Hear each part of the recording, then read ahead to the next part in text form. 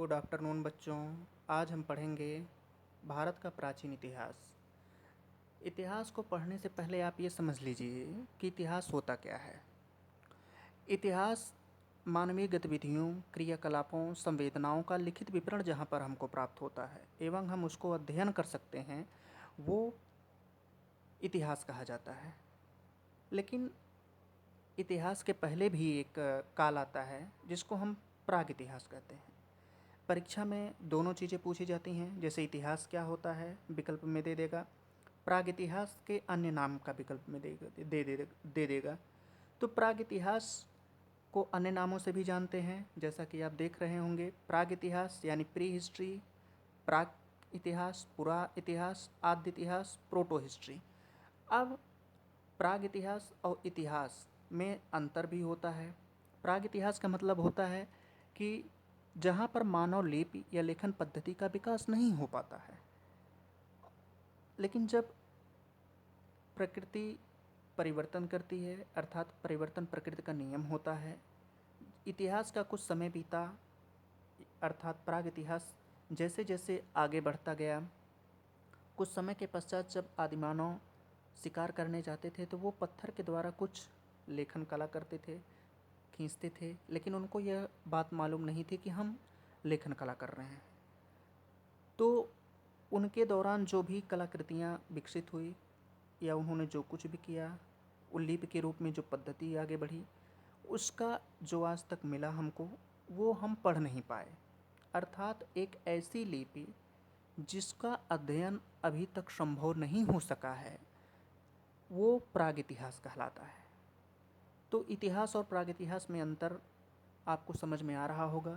इतिहास का मतलब होता है कि जहाँ पर मानवीय गतिविधियों, क्रियाकलापों और संवेदनाओं का लिखित विवरण प्राप्त होता है, और प्राग इतिहास का मतलब होता है जहाँ पर मानव लिपि लेखन पद्धति का विकास नहीं होता है।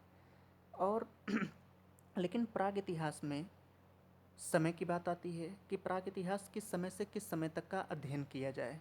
तो प्राग इतिहास जैसे 30 लाख वर्ष पूर्व से लेकर के 3000 ईसा पूर्व तक के पहले तक, जब मानव लिपि या लेखन कला से अपरिचित था, तो उस संस्कृति यानी कि इस समय से लेकर के इस समय तक जो मानव संस्कृति का अध्ययन किया गया है, उसको हम क्या कहते हैं? प्राग इतिहास कहते हैं। अब आपको इतिहास और प्राग इतिहास में अंतर अच्छे से समझ में आ गया होगा। अब इतिहास का अध्ययन की बात आती है। इतिहास का अध्ययन बच्चों दो तरीक़ों से किया जाता है।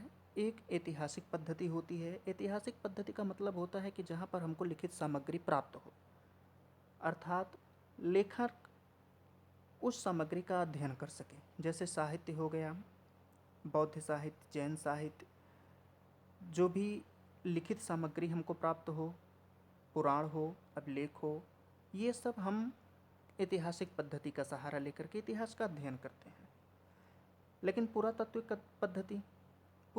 पद्धति की मतलब जो खुदाई के दौरान हमको प्राप्त होता है, जैसे मृदभांड हो गया, कलाकृतियाँ हो गई, मूर्तियाँ हो गई, सिक्के हो गए, हथियार हो गए, उपकरण हो गए, वास्तुकला से संबंधित कोई, जैसे आप पढ़ेंगे सिंधु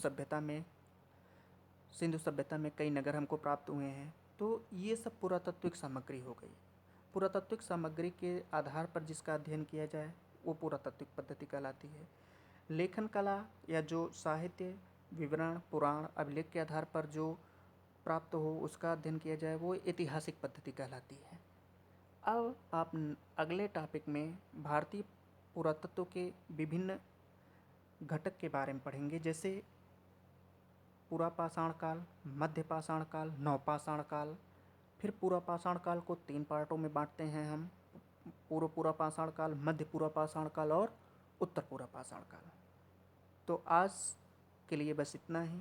अब आप नेक्स्ट टॉपिक में